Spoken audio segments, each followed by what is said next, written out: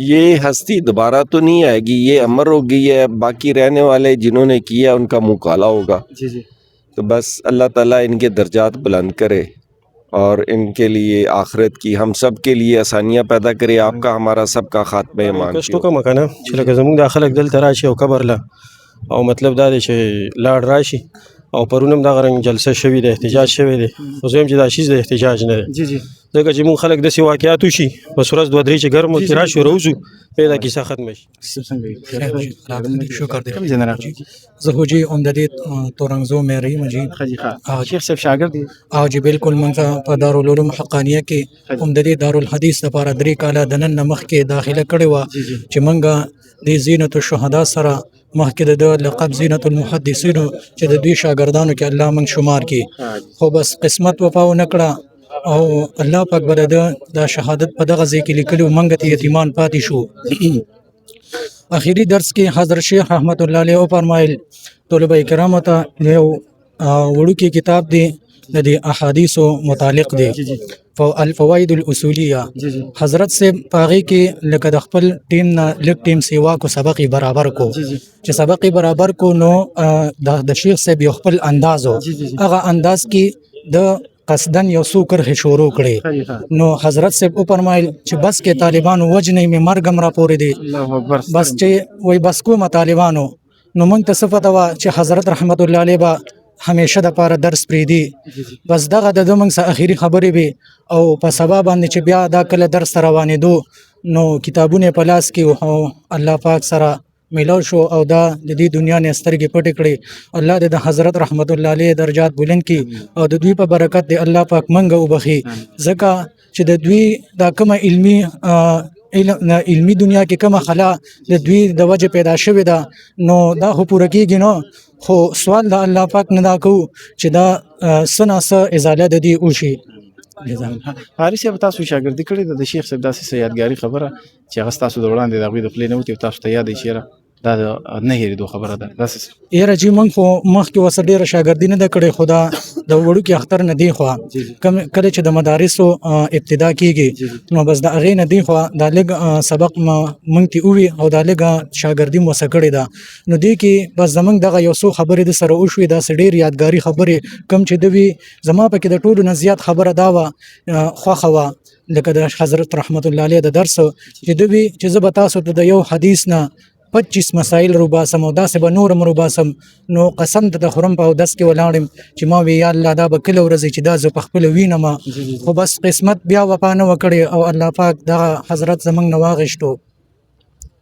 ډېره مننه قاري صاحب. الله خوشحاله کړي، الله تاسو له جزای خیر درکړي. کتونکو بس دا د شیخ صاحب شاګردانو هم پکې خبرې وکړې هغوی چې کوم عقیدتمند دي په سیکړو تعداد کې خلک د نن ورځې پورې راچلیږي.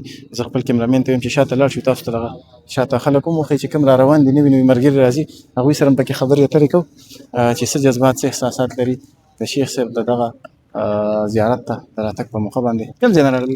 مونږ د پېښور نه راغلي. نوم هم څه دی؟ محمد یونس. ښه د شیخ صاحب مبارک زیارت له راغلي او جی څه جذبات دي څه احساسات دي؟ وګورئ په سیکړو خلک راځي څوک ځي څه راځي خلک غمزده دي ټول خفه دي او الله دې ټول له صبر ورکړي دا غم کمېدو والا نه دی نه ختمېدونکی غم دی او ټوله پښتونخوا وچړېده په دغه غم زه یم چې نوم یې پښتون یې مسلمان نو د سترګو نه مې پې اوښکې تلي هر سړي سترګو نه اوښکې تلي دي هر سړی غمزده دی صرف پاکستان کې نه بار ملکونو خلک چې کم خفه دي دنیا خلک را روان دي او د شیخ صاحب دی کورنۍ سره چې کوم دی دا غم شریکوي بلکې دا ټول د شیخ صاحب د کورنۍ غم صرف نه دی دا زموږ د ټولو غم دی د ټول عالم اسلام. لکه زه به صرف دا ریکویسټ وکړم که نه چې لکه زموږ دا خلک دلته راشي او قبر له او مطلب دا دی چې لاړ راشي او پرون هم دغه رنګ جلسه شوې ده احتجاج شوی دی خو زه وایم چې دا شیز د احتجاج نه دی ځکه چې مونږ خلک داسې واقعات وشي بس ورځ دوه درې چې ګرم وي راشو روزو بیا دا کیسه ختمه شي داسې ډېرو له ما مخکې هم شهیدان شوي دي خلک دوه درې ورځې روزي او بس کیسه ختمه شي زه وایم چې دې پیره بس دا زمونږ اخرانۍ مړی شي اخري عالم زمونږ شهید شي دې نه پس چې کوم دی مونږ پوره جذبې سره ټول پاکستان اردو میں اچھا جی اردو میں بتائیں. اس طرح ہے نا کہ یہ ایک ایسا عالم دین انہوں نے شہید کیا ہے نا کہ اس میں چپ رہنا نہیں بنتا ہے ہم ایک دن دو دن تین دن دھرنا کرتے احتجاج کرتے پھر بس بات سنبھل جاتی ہے مطلب یہ ہے نا کہ ابھی اس قوم کو اس طرح کرنا چاہیے کہ ابھی چپ نہیں ہونا چاہیے جب تک ہمارے علماء کو ہمارے عوام کو تحفظ نہ ملے. اس طرح احتجاج اور دھرنے سے کوئی بات نہیں بنتی.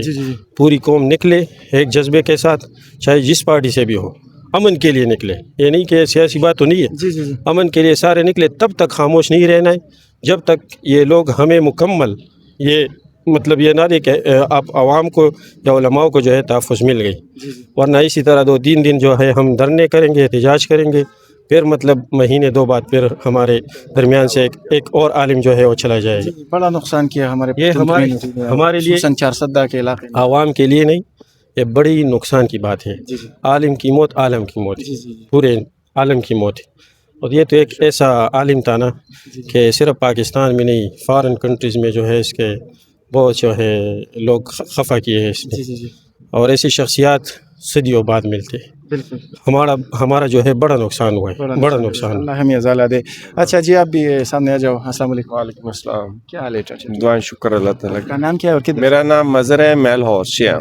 لاہور سے آئے ہو؟ لاہور سے شیخ صاحب کی زیارت کے لیے؟ زیارت کے لیے. اچھا، پھر تو ہم آپ کا شکریہ ادا کرتے ہیں کہ آپ اتنے دور سے آئے. ان کی قبر جذبات، احساسات کیا اس موقع پر؟ سینکڑوں کی تعداد میں لوگ ادھر شریک ہے زیارت کے لیے.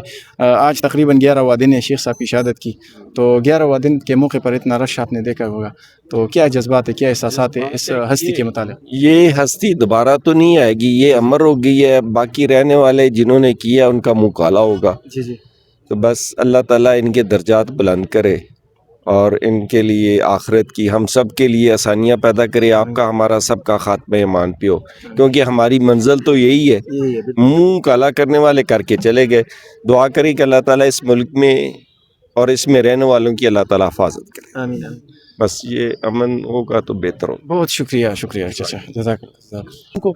اخیری خبر کوم به دا وې د سپینو ډکو نه الله علم حیا ورځي. دا ظالم پته نه لګي، دا انسان ویل خو ته خیر ناجیز ده، دا انسان نشي کېدی. د انسان په نوم باندې یا د انسانیت په نوم باندې تور داغ دی. زموږ مطالبه اخره کې دغه د خپل ریاست ته، خپل خلکو ته چې کوم سټیک هولډر دي چې بس کوي په دې پښتونخوا کې امن راولي. بلا لا تعداد پښتانه په سوونو په زرګونو لاشونه موچت کړه. بیا د تیرو 2 کالو راسې موږ په پښتونخوا کې غټ غټې هستۍ وبیللې، هغه د عالمانو په شکل کې، د علماو په شکل کې. بس کوي په دې پښتنه سیمه له ډالرو دغه جنګ بند کوي او موږ له امن راولي چې په دې پښتنه معاشره کې یو سړی په امن باندې خپل ژوند تېری کنه. بیا اخره کې تاسو زمونږ دغه علما ماپ نه کړو. دا ظالم به د کوم ځای نه راغلی؟ څوک وایي دا د افغانستان نه راغلی دهشتګرد، څوک وایي دا د یو ځای نه. لکه 400 ته زه په دې تورنګزو کې ولاړ یم، زه یم سو یم که د بازار ته پورې ځان سه چاقو تمانچه ویسم، یو سړی راځي سره د وسلې په ډک بازار کې، داسې یو غټه هستي، یو عام سړی هم نه کنه چې زه ویم چې یو عام سړی یا یو ټیک ټاکر یا یو زمونږ غونټې عام سړی. نو په دې پښتنه سیمه امن پکار دی. موږ به د هغه امن دپاره خصوصا دغه ریاستي ادارو دغه سټیک هولډر ته دغه گزارش کوو لاس ورته نیسو چې د الله خاطر وکړي او زموږ په دې پښتنه سیمه باندې امن راولي. او داسې غټې غټې هستیانې تاسو زموږ نه لرې کوئ. زموږ د معاشره به د جهالت په لورې رواني. نور په پښتونخوا کې چې څومره ابل اوس په بنو کې هم دماکه شوې ده، بلا خلک پکې مړه دي. او هلته زموږ خلک روزي ریلیانې کوي چې پاک فوج زنده باد. بالکل زنده باد. موږ هم وایو، موږ د خپل ملک ته ادارو بد نه وایو، زنده باد به ورته ځای ویم چې ماله په دې ملک کې امن راولي. په ملک کې امن نشته دی، مهنګایي د حد نه سیوا ده، د غریب سړي ژوند خو په دې ملک کې د تېرولو قابل نه دی. دا ټول خلک چې ګورې په سلو کې 90% خلک دماغي مریضان شو د حالاتو د وجې. بدامني ده، ډزې دي، دماکي دي، حالات داسې دي چې بچی ته د لوږې نه مري، د علاج د لاسه به درته په کور کې پروت دي. دا حالات چې چا د دې ملک را الله دې د فرعون او د قارون په شان حشر د هغوی وکړي او الله دې زموږ په دې عمل کې امن راولي. خپل کور به جلال صافي او کیمرامین تلاوت شاه اجازت ورکړي. ښاد آباد او بریالي اوسئ. الله